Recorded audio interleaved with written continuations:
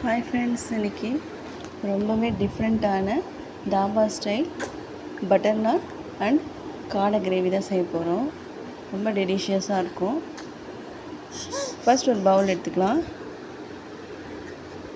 அதில் baking soda, baking powder, கொஞ்சமாக curd, ஒரு ஸ்பூன் அளவுக்கு சர்க்கரை, தேவையான சால்ட் சேர்த்துட்டு நல்லா மிக்ஸ் பண்ணி விட்டுடலாம். இன்கேஸ் நீங்கள் ஈஸ்ட் வச்சுருந்தா வெதுவெதுப்பான தண்ணியில் ஈஸ்ட்டு மிக்ஸ் பண்ணிவிட்டு ஒரு ஸ்பூன் சுகர் சேர்த்துட்டு ஈஸ்ட்டை நல்லா ஆக்டிவேட் பண்ண விட்டுருங்க. நான் இன்றைக்கி baking soda and baking powder, curd தான் சேர்த்துருக்கேன். இப்போ 2 கப் அளவுக்கு மைதா சேர்த்துக்கோங்க. வெதுவெதுப்பான தண்ணி மிக்ஸ் பண்ணிவிட்டு கொஞ்சமாக நெய் சேர்த்துக்கோங்க. இப்போது நல்லா மிக்ஸ் பண்ணி கலந்து வச்சுருங்க. கொஞ்சமாகவே தண்ணி சேர்த்து மிக்ஸ் பண்ணுங்கள். மைதா மாவுக்கு அந்தளவுக்கு தண்ணி தேவைப்படாது. ஸோ கொஞ்சம் போல் சேர்த்து இந்த லெவலுக்கு பிசைஞ்சு வச்சுருங்க. இப்போ ஒரு பிளேட் போட்டு க்ளோஸ் பண்ணிவிடுங்க. கொஞ்சம் நேரம் 1 ஹவர் கிட்ட நல்லா ஊறட்டும். மாவு பார்த்திங்கன்னா கொஞ்சம் டபுள் ஆகும். ஸோ இந்த ஸ்டேஜில் எடுத்து ஒரு தின்னான சைஸில் மாவை நல்லா ஸ்ப்ரெட் பண்ணி விட்டுட்டு தேய்ச்சி எடுத்துக்கோங்க.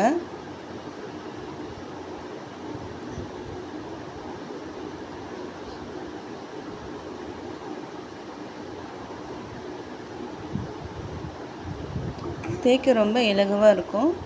ஸோ மாவை நல்லா ஸ்ப்ரெட் பண்ணிவிட்டு தேய்ச்சி விட்டுருங்க. என்ன ஷேப் வேணுமோ, oval shape or round shape, எந்த ஷேப் வேணாலும் திரட்டி வச்சுக்கலாம். நெக்ஸ்ட்டு தவாவை நல்லா ஹீட் பண்ணிவிடுங்க. ஹீட் பண்ணிவிட்டு சூடான தவாவில் கொஞ்சமாக பட்டர் சேர்த்துக்கோங்க.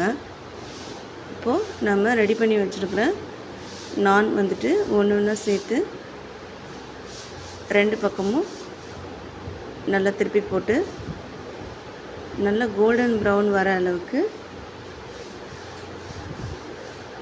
நானை ரெடி பண்ணி எடுத்துக்கணும். இப்போ 2 பக்கமும் ஒரு குட்டி க்யூப் அளவுக்கு பட்டர் சேர்த்து தான் நான் ரெடி பண்ணியிருக்கேன்.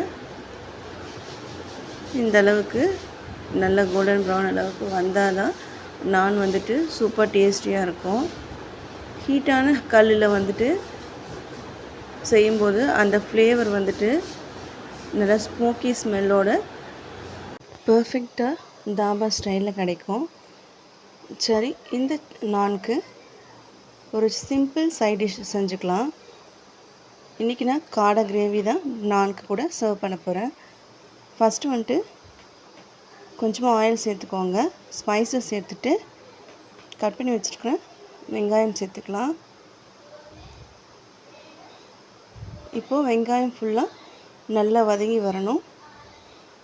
நல்லா சாட்டேன் பண்ணிக்கோங்க.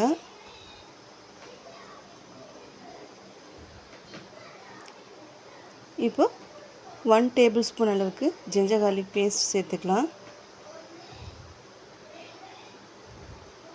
இப்போ கட் பண்ணி வச்சுருக்கிற தக்காளியும் சேர்த்துக்கலாம். கிரேவி உங்களுக்கு எந்த அளவுக்கு வேணுமோ அந்த அளவுக்கு நீங்கள் வெங்காயம், தக்காளி ஆட் பண்ணிக்கோங்க. நல்லா மேஷ் ஆகி வர அளவுக்கு வதக்கி விட்டுக்கலாம். கூடவே கொஞ்சம் போல் சால்ட் சேர்த்துருக்கேன். வெங்காயம், தக்காளி சீக்கிரம் வதங்கி வந்துடும். ஸோ நல்லா கலந்து விட்டுட்டு இது கூடவே தனியாத்தூள், நான் வீட்லேயே ப்ரிப்பேர் பண்ண கறி மசால், 1 டேபிள் ஸ்பூன் அளவுக்கு சில்லி பவுடர் சேர்த்துருக்கேன். இது எல்லாமே நல்லா மிக்ஸ் பண்ணி ரா ஸ்மெல் போகிற அளவுக்கு நல்லா வதக்கி விட்டுருங்க. இப்போது க்ளீன் பண்ணி வச்சுருக்கிற காடையை இந்த மசால் கூடவே சேர்த்துக்கோங்க. இந்த மசால் கூடவே கொஞ்சம் நல்லா மெர்ஜாகி வர அளவுக்கு நல்லா கலந்து விட்டுட்டு இந்த கிரேவிக்கு தகுந்த அளவுக்கு தண்ணி மட்டும் சேர்த்துக்கோங்க. ஓவரால் எல்லாமே ஃபினிஷ் பண்ணிட்டோம். இப்போ வந்துட்டு 3 விசில் போட்டு எடுத்துக்கோங்க. காடை வந்துட்டு சீக்கிரமாகவே வெந்து வந்துடும். ஸோ 3 விசில் போட்டு எடுத்ததும் கொத்தமல்லி தூவி ஸ்டவ் ஆஃப் பண்ணி இறக்கிக்கோங்க. செம்ம டேஸ்டியான காடை கிரேவி வந்துட்டு ரெடி ஆயிடுச்சு. இதை நீங்கள் சப்பாத்தி, ஃபுல்கா, நான் எந்த டிஷ் கூட வேணாலும் நீங்கள் சர்வ் பண்ணலாம். டேஸ்ட் ரொம்ப பிரமாதமாக இருக்கும். ட்ரை பண்ணி பாருங்கள். பிடிச்சிருந்தால் லைக் பண்ணுங்கள், ஷேர் பண்ணுங்கள், சப்ஸ்கிரைப் பண்ணிக்கோங்க. இந்த மாதிரி இன்ட்ரெஸ்டிங்கான ரெசிபிக்கு நம்ம சேனலை சப்ஸ்கிரைப் பண்ணி வச்சுட்டு கூடவே பெல் ஐக்கானையும் ப்ரெஸ் பண்ணிக்கோங்க. நெக்ஸ்ட் வீடியோவில் பார்க்கலாம். Until by.